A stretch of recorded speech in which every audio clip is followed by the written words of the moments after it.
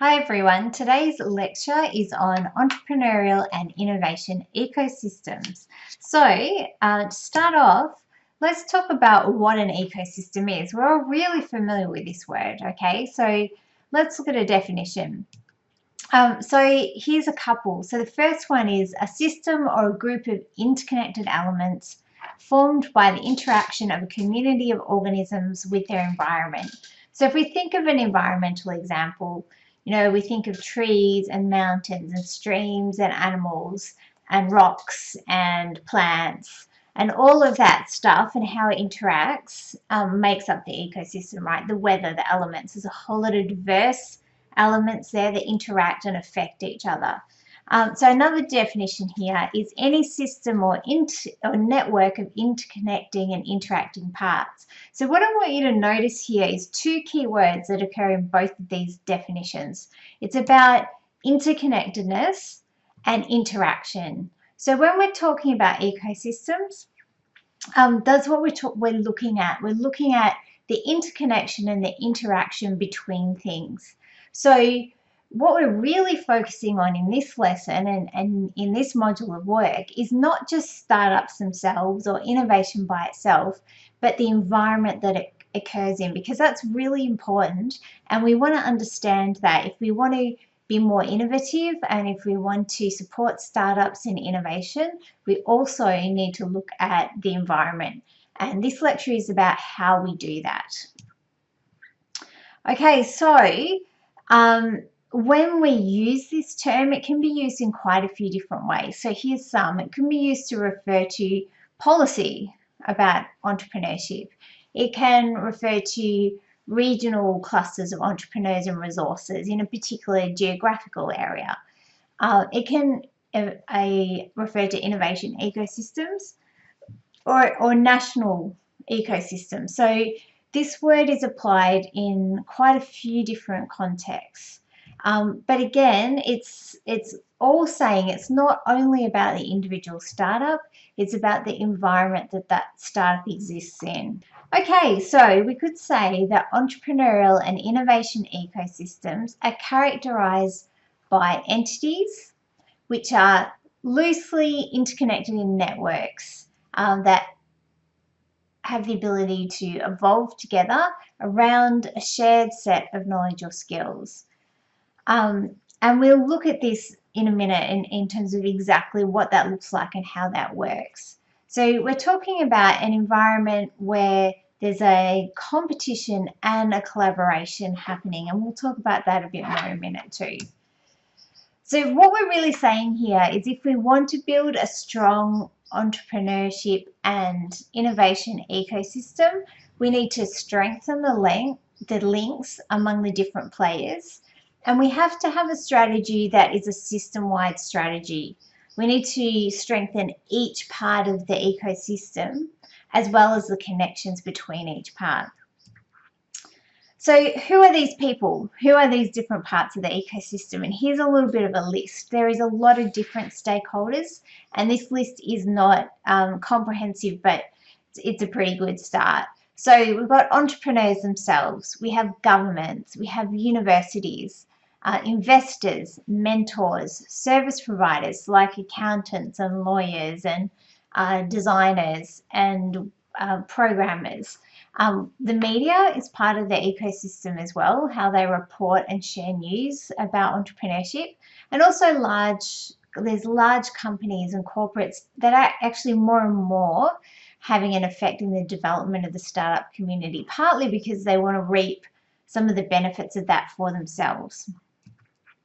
So here's an example. This is the Australian Clean Energy ecosystem. So you can see a lot of different logos there, a lot of different companies, and they've been divided up into some different types of stakeholders. So we have industry and services that you can see on the left there. We've got government and research like CSIRO, and a whole lot of university research departments in there. We've got not-for-profits, so activists, people that speak into the space, the bottom in the middle there, we've got venture capital and accelerators, so people that invest into new innovation in clean energy. And then on the right, we've got a whole lot of startups. So if we're looking at that, we can see that all these organisations have a part to play, and in fact, they need each other in a way. Startups need not-for-profits to advocate for clean energy. We need government to introduce the right regulation to support clean energy initiatives. We need industry and services to support the innovation in that area. And of course, we need the investment in capital from venture capital and accelerators so that new clean energy innovations can be created and built. Here's another example. This is they put it in the form of a periodic table, but basically it's an attempt to sum up the Australian startup ecosystem. And in fact, since this was put together, it's probably now out of date because there's so many more players in the Australian ecosystem, but this gives you a bit of an idea and an idea of the different sorts of stakeholders in our Australian ecosystem here. So we have co-working spaces where entrepreneurs can come together and work. We have accelerators and incubators which skill up entrepreneurs in the different skills that they need to get their venture to market and to make it successful. We've got angel in groups, seed stage and early stage VC, which are about funding for startups. We have late stage VC, which is also about funding once the startup has got a bit of traction and proven market demand. We've also got crowdfunding in there that we know all about now, right? Corporate VCs, conferences, government and non-government organisations, and media. So that's just a little bit of a snapshot. Lots of different stakeholders. Again, we can see that they all work together to create innovation, and there's competition there, but also support. So what we're saying is that having a healthy ecosystem and a developing ecosystem helps ventures because it produces competition, which is always healthy to a degree, and also cooperation. So if we go back to this slide, a venture that is trying to get off the ground here, or let me take a step back. So in all these different kinds of categories of different types of ventures or stakeholders in the ecosystem, there is competition within each category, but also collaboration. So different accelerators are kind of in competition with each other, but they may also help each other. The same with investors, right? They compete for deals, but then they also share deals. So there's this dynamic that goes on in a healthy ecosystem of competition and collaboration. Okay, so there's a few different theories about why this works, why ecosystems support entrepreneurship. The first one comes from economic theory, which basically says if you have a critical mass of companies in doing a similar thing in one area, they benefit from economies of scale.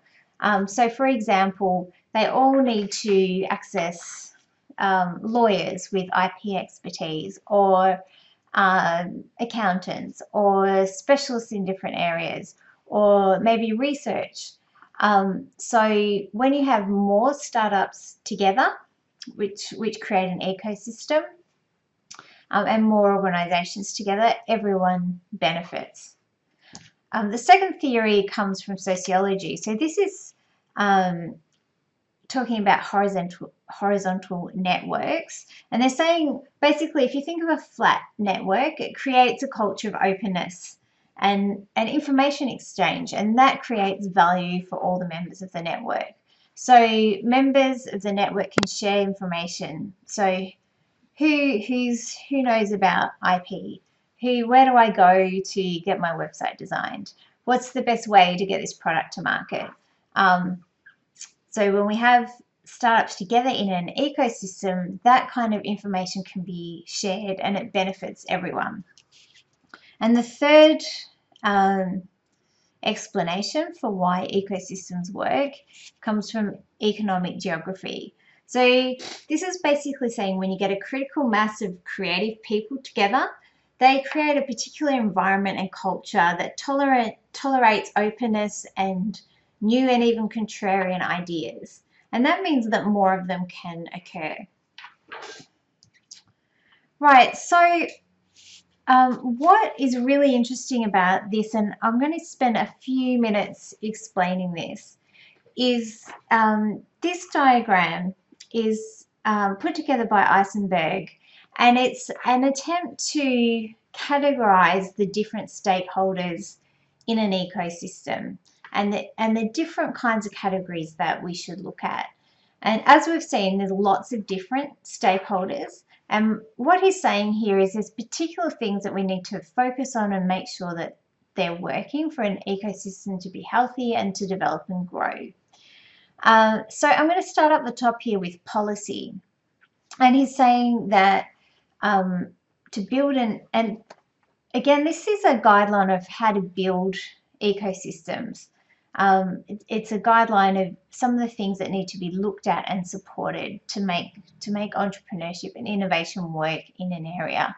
So first one, policy. So you're saying there needs to be leadership, that entrepreneurship is promoted, it's seen as and it's supported by leadership. But also by government. So we need financial support, we need regulatory support, research institutions, legislation that makes it easy to get a venture off the ground, good laws around bankruptcy, IP, etc., property rights. So those two things are about policy, that we need the right policy settings for entrepreneurship to thrive. Right. The second one is finance. I'm going clockwise here. So this is saying that in an ecosystem, ventures need access to capital. And you can see all sorts of different capitals that that ventures might access there, and won't go into each one. But that's really important, that in some way ventures can access the capital they need to develop and grow. That needs to be part of the ecosystem that's working. And the third thing is culture, and this is really important as well. So you need success stories. So you can visibly see someone else who's done what you want to do and has been successful at that.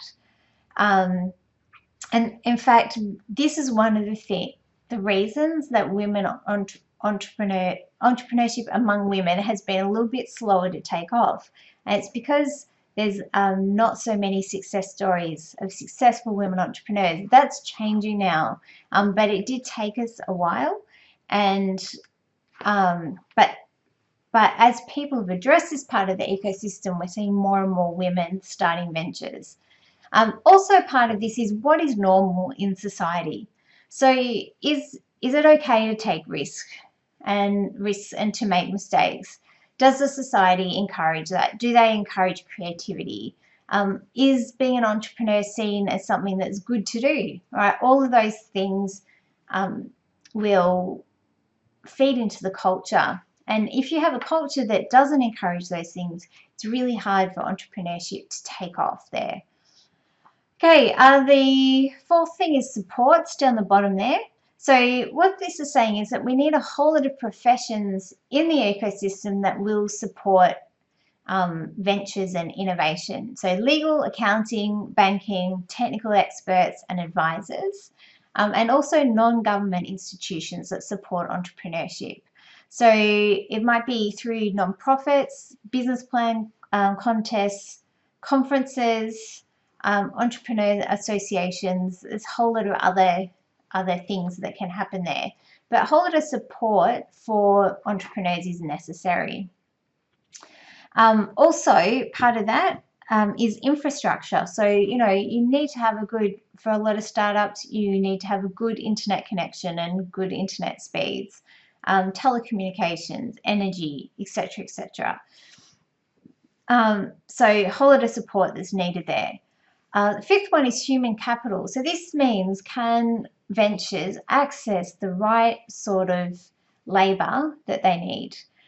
So two things actually, labour and learning are the other two things. So can they find the right employees that have the right skills? Are there entrepreneurs that have done this more than once so that there's a knowledge base there? And then in terms of education, entrepreneurs need specific training. So two things here, general degrees in entrepreneurship, but specific training about how to do specific things in the business is also really important. So building that human capital side, important part of the ecosystem. And lastly, markets. So two things here, early customers and networks. So the first one is about, can the venture access customers that they can test their product or service on? Are there early adopters around the ecosystem that will give the product or service a go that the startup can learn from? Are there the right distribution channels there? And then networks, are there other entrepreneurs that they can network with? Are there entrepreneurs from the ecosystem in other parts of the country or the world that can provide connections? Can they connect in with multinational corporations to get to market? So that's just a bit of a snapshot, a whole lot of things there. And you can see that strengthening any one of those is going to help entrepreneurs. But one of those alone is not enough. It actually needs to be a multifactorial solution. And we need to make sure that all of these things are in place for entrepreneurship really to thrive. I hope that makes sense. A lot of information there. Okay, so what we're saying is that entrepreneurial ecosystems are the result of intelligent evolution. It's not that we can just let this happen by itself, but it's a blend of deliberate leadership and also market forces. So we are, what we're wanting to do in terms of building the ecosystem is not to control it, but to kind of encourage and support what's happening, and also filling gaps that may be missing.